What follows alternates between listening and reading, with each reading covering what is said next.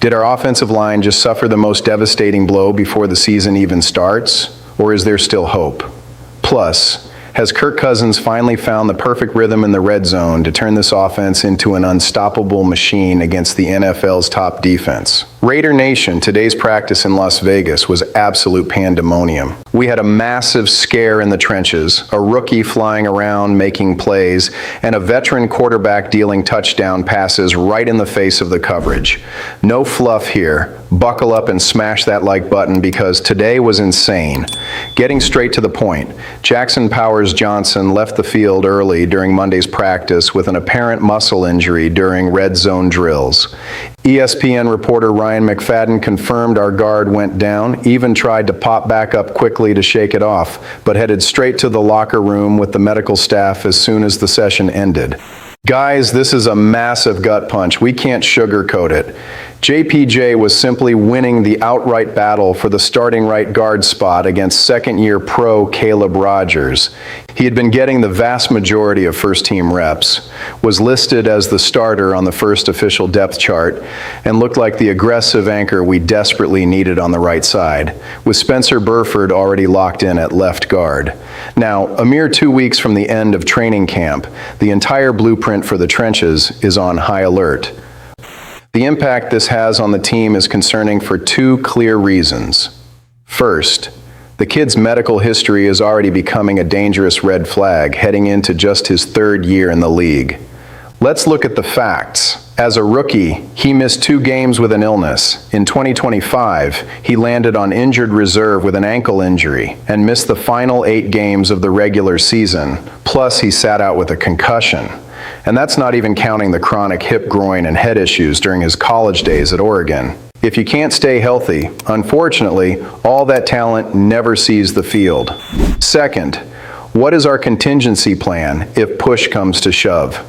If JPJ has to miss time, the job falls right into Caleb Rogers' lap, giving him a golden opportunity to lock down the position.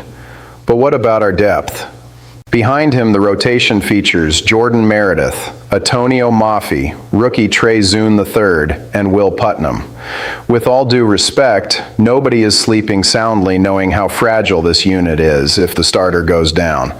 My honest opinion, Clint Kubiak's offensive scheme absolutely relies on a stout line that can open up rushing lanes and protect the pocket. We suffered terribly with our O-line last year, and nobody wants a repeat of that nightmare. If this injury requires recovery time, the front office needs to act fast because relying on a thin roster in the trenches in the AFC West is just asking for trouble. If the offensive line situation has you stressed, wait until you hear what went down on the other side of the ball before the trip to Texas. The Raiders wrapped up their final padded practice at our facility before facing the heat and humidity of Houston for joint practices against the Texans, simply the #1 defense in the entire NFL in 2025.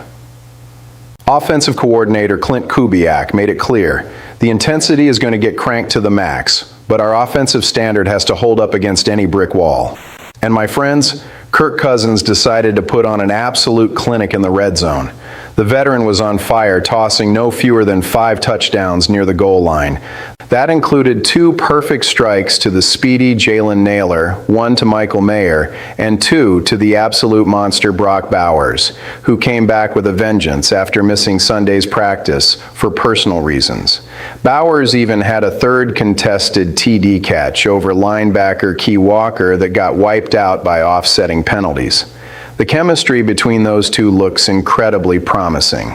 Even rookie Fernando Mendoza showed a lot of poise, dealing 2 scoring passes, a quick slant to Malik Benson, and a perfect play-action toss to Mike Washington Jr., while also moving the offense really well during team drills. Over on defense, the battle for the starting cornerback spot opposite Eric Stokes is starting to find its guy. Darian Porter stepped up and dominated all the first-team reps. He made it clear that the group is only as strong as its weakest link, and he's proving on the field that he deserves the job over Camarion Richardson, Jerman McCoy, and Hezekiah Masses. To cap off the day for the defensive unit, Safety Isaiah Polamau took advantage of the pressure on Cousins in the pocket and snagged a beautiful interception in double coverage near the sideline.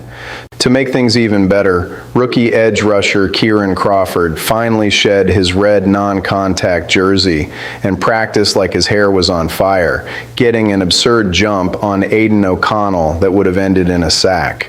This kid has a terrifying first step and is going to cause some real problems in Houston. The aerial attack is looking sharp, and the young guys on defense are putting in the work. But the injury bug on the offensive line has returned to haunt Raider Nation at the most critical point of the preseason. Now it's your turn to sound off. If Jackson Powers Johnson misses weeks of practice, do you fully trust Caleb Rogers to take over the starting role?